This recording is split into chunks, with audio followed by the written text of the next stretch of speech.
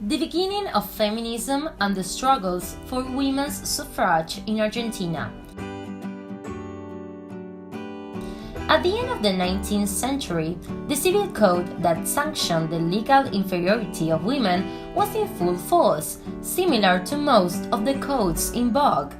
Since the middle of that century, women's actions were extended to revoke this insidious circumstance. Early adherence to feminism by socialist women and by those who said what they thought. It meant the startup of at least 4 case-based lawsuits, the removal of civil inferiority, getting more education, helping helpless mothers, and the issue of suffrage. Towards 1910, thanks to the First Women's Congress, the most warned voices about civic rights made the difference and advocated for the suffrage of women.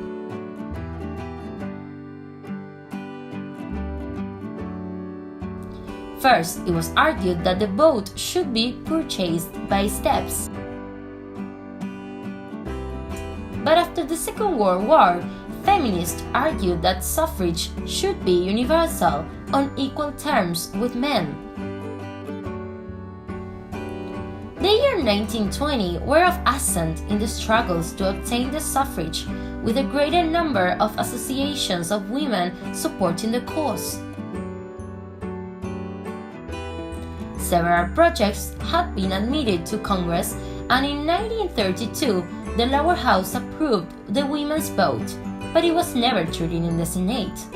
Until the middle of 1940, they continued to advocate full female autonomy, including the right that determined not to carry out a forced maternity.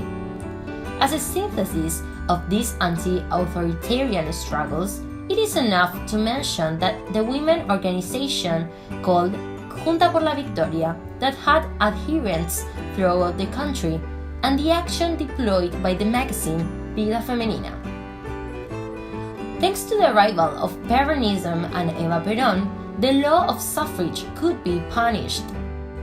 The first female voting experience took place in 1951.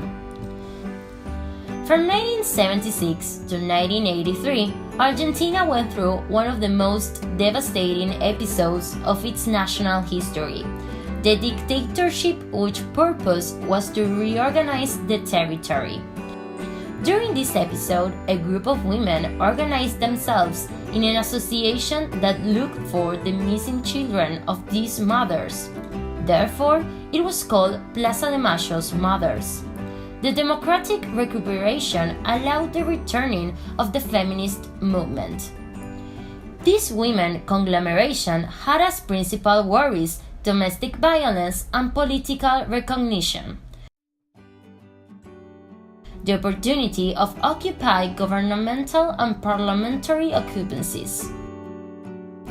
Consequently, in 1991, it was sanctioned a law that modified the adherent list, which increased the number of women with a chance to be elected to a 30%.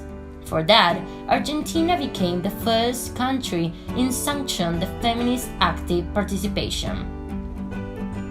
After 2 decades, from 1997 to the 2000, there was a moment that stood out. More than a half of the women that had a political position in the first legislature of Buenos Aires felt recognized by the feminist movement. As a consequence, this allowed the sanction of one of the most important laws in the field of the progress in what sexual and reproductive rights are concerned and the inclusion of women in society. The constitutional reform of 1994 that included the convention which fought against all forms of discrimination of women. No other constitutional paper in other South American countries had made reference of this convention. They only talked about gender equality. Since this great number of improvements in women's quality of life, a great part of them have been having the opportunity to study university courses and being taken seriously in what temporary fields are respected.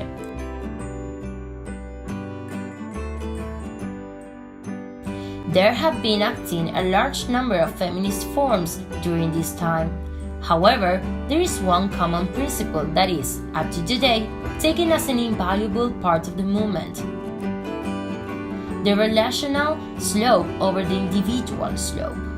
The relational feminist is the one that, apart from procure equal prerogatives for women, it also takes in consideration worries and solidarities with other subaltern sectors of society, whereas the individual feminism focuses exclusively on the own women's course of action.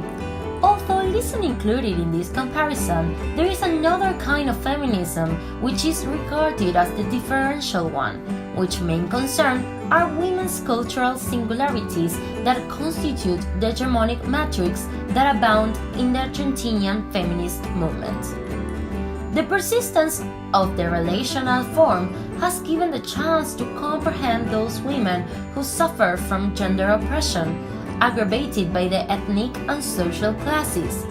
All of this has in situ the conformation of alliances that take part in the search of rights fight.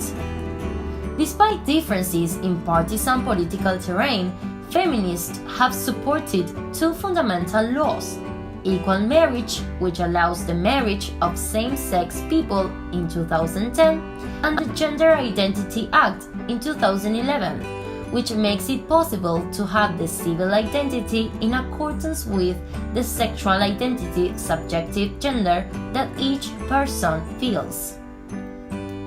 Nevertheless, there are many women's circles that do define themselves as feminists in all regions of the country, and all of these organizations keep up the fight against violence and trafficking.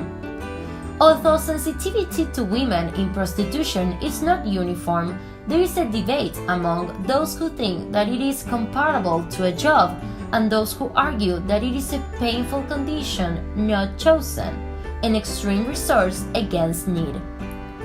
Nowadays, there is an existent and principal subject matter in the feminist agenda: the legalization of abortion that will look for the free payment and secure accessibility to health services to interrupt a not desired pregnancy that will give women the opportunity to decide over their bodies.